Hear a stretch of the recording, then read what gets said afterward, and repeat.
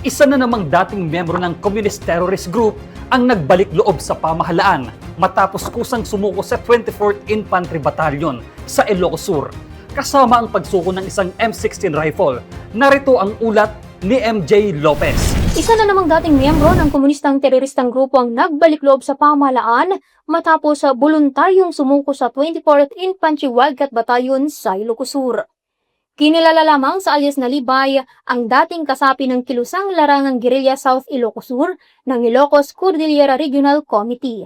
Kasabay ng kanyang pagsuko, isinuko rin niya sa 24th IB ang isang M16 rifle at isang plastic long magazine, hudyat ng kanyang tuluyang pagtalikod sa armadong pakikibaka.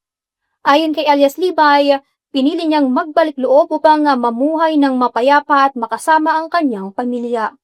Aniya, nagkaroon siya ng tiwala sa 24th IB at sa mga programa ng pamahalaan na nagbibigay ng panibagong pagkakataon sa mga dating rebelde.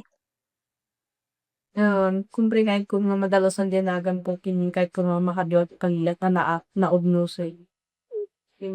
At na makapikili trabaho tatang. Pinuri ni Lieutenant Colonel Jesse Baroga, Commanding Officer ng 24th IB, ang naging desisyon ng dating rebelde. Hinikayat din niyang iba pang nalalabing miyembro ng komunistang teroristang grupo na isuko ang kanilang mga armas at samantalahin ng mga pagkakataong makabalik sa mapayapang pamumuhay kasama ang kanilang mga pamilya. Binigyang din na opisyal na nanatiling bukas ang Philippine Army at ang pamahalaan sa pagtanggap at pagtulong sa mga nagnanais magbagong buhay sa pamamagitan ng Enhanced Comprehensive Local Integration Program o ECLIP.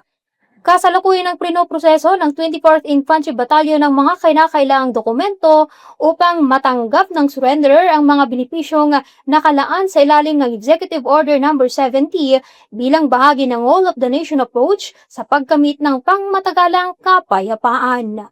Ipinakikita ng panibagong pagsukong ito ang patuloy na paghina ng komunistang teroristang grupo sa Ilocos Sur at ang lumalakas na pagtitigwala ng mga dating rebelde sa mga programa ng pamahalaan.